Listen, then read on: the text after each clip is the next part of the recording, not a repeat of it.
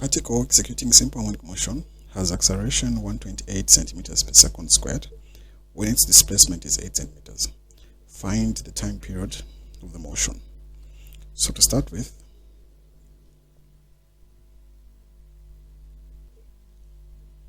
let's convert the acceleration into meters per second as well as the displacement. So the acceleration, we've been given 128, that's centimeters per second squared.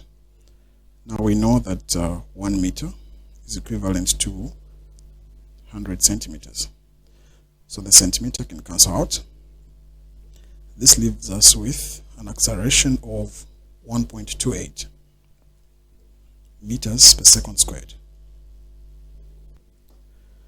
Then for the displacement, we divide that 8 by 100, so displacement will be 0.08 meters. So the formula we're going to use in this case is acceleration is equals to omega squared multiplied by the displacement. So we have the displacement, we have the acceleration. This can first help us to find omega. Then with omega, we can go ahead and find period. So 1.28, that's 1.28, the acceleration is equals to omega squared multiplied by x, which is 0.08. So omega squared is equals to 1.28 divided by 0.08. So let's see what we obtain. So that's 1.28 divided by 0.08.